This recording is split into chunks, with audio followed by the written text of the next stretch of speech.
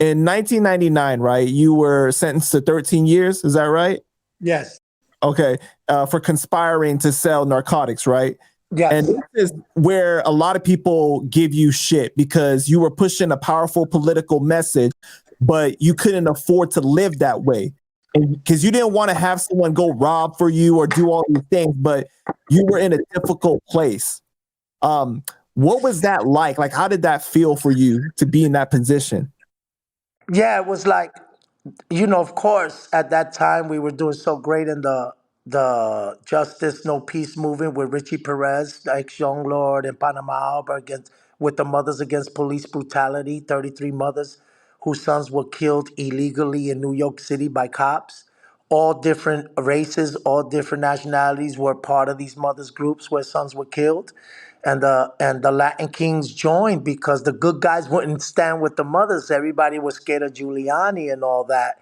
So with this vibrant movement started, and if you get it, they try to remove that from the history books of how big of a 5-year movement that was against Giuliani's reign. Why everybody called him the America's mayor. Those that were here knew that he was running the police department as an apartheid, with stop and frisk and all kind of unlegal procedures, with the broken window theory that if you stop a kid from jumping on a turnstile because he's poor and arrest him, you'll keep him from becoming a murderer. Imagine that. So that was their theory. So they attacked it as such, and we went against that. So in saying that, I found power in a political voice, but like I try to explain in the story, my arms were too short to box with God, right? I had a loud voice, and us, all the gangs that united with us, the power groups against this movement, we were loud, but we were powerless. And when I asked the city to help us, I said, we'll turn in the guns. We turn in this. We'll do all this. But could you provide us with APEX schools, job education, trainings, housing immediately? And of course, Giuliani's, it came out in the paper. He said, we could teach these kids to sew and take them to school.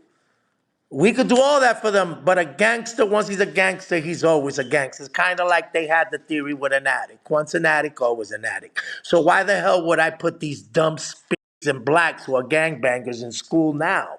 They're failures. What we need to do is arrest them, right? So in that battle, you get strong, you get recognition, you get your 7 minutes of fame, but you're still a grassroots leader, right? Who learned on his own, who got great leaders who have more experience from young lords in leading you, but you still don't got your security economically.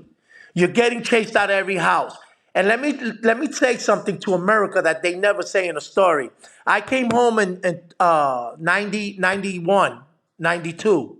I maintained a job as the leader of the Latin Kings till I couldn't no more, till my boss found out I was King Tone. I worked in mailrooms. I worked in supermarkets. I kept the job as the leader of the Kings as an example. But then the notoriety reached where I was cornered, where people wouldn't rent to me. That's all. I'm not making excuses, but I want you to show how they took an articulate leader, straight coming from the grassroots. The people believed in him. Instead of investing in him and teach him how to become a greater leader and empower his mob, they pushed him into a corner where he had no avenues. And pride comes before a man's destruction. So, kids, I had thousands of people to choose from to say, I need this much money. I need to pay my rent. I'm embarrassed. Me and my daughter are about to get kicked out of our housing. But because I was King Tone and I was too prideful and I believed the idol that I created could do better going back to his old ways than doing it with the new Antonio Fernandez way and the movement, I made a bad decision.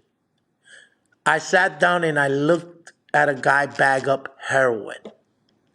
5 years later, so he could pay my rent. This is the true story, kids. So when you see these loud gangsters talking they rich, some of them own their rent and child support.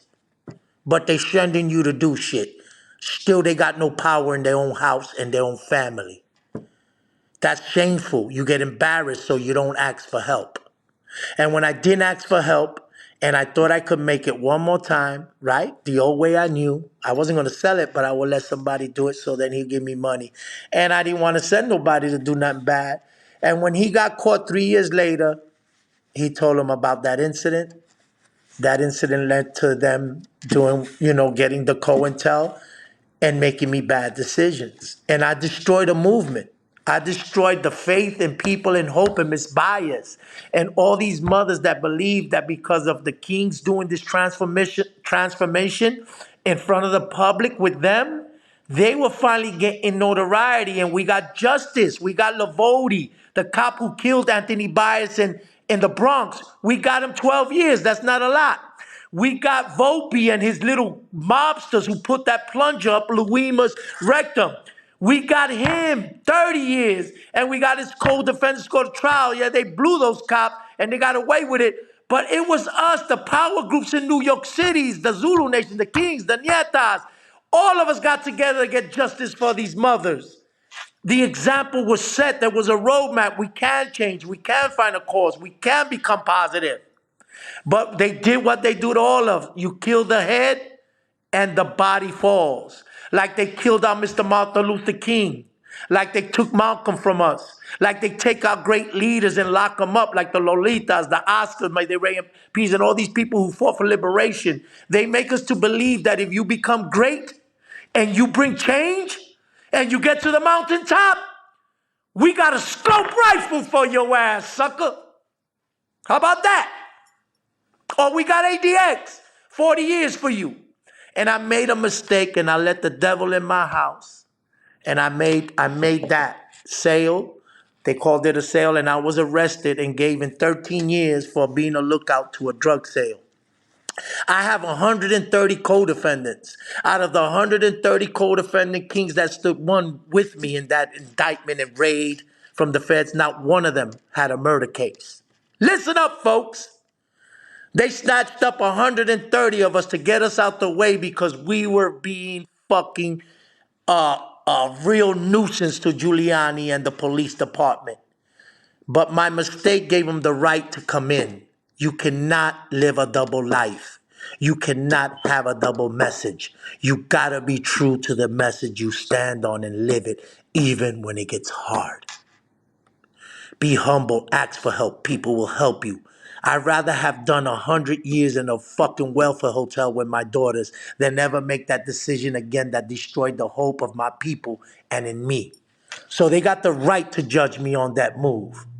That was 2000 and they took me 2098. I went in to start that 13 years.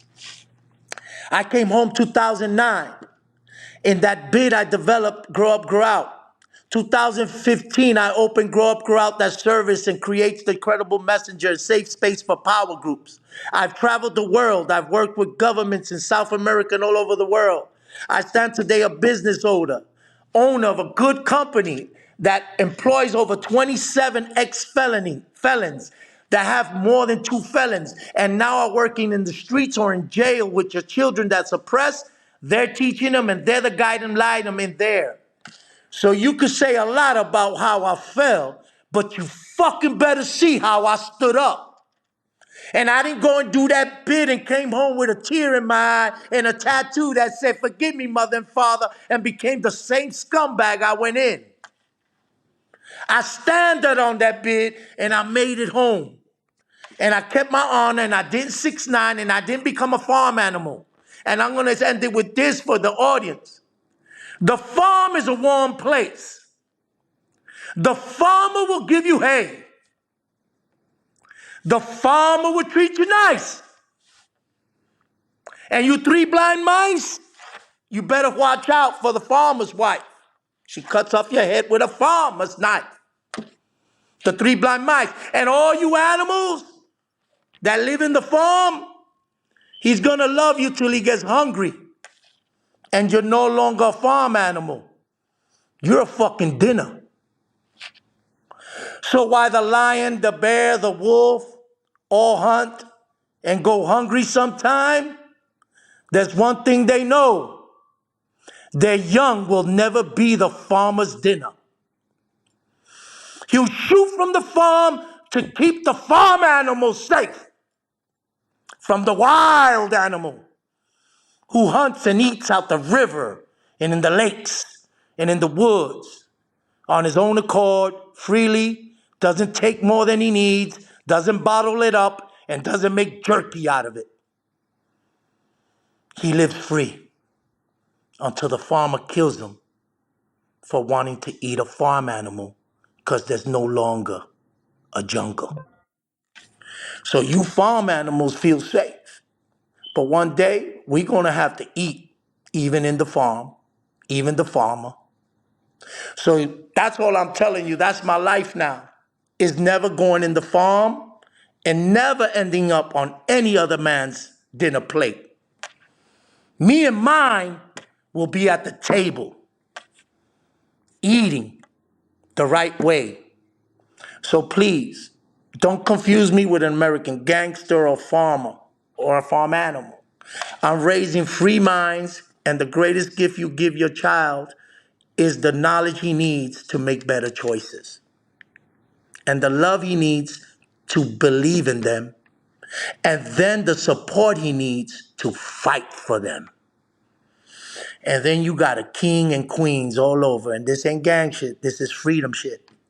So I'd say wake up, my people, man. It's really nice being in the farm until you're the one that's going to get eaten on Thanksgiving. So I'm not trying to be that turkey no more. I want to be free, I want to be vigilant, and I want to be resourceful in helping other people find the freedom I found not living on the farm.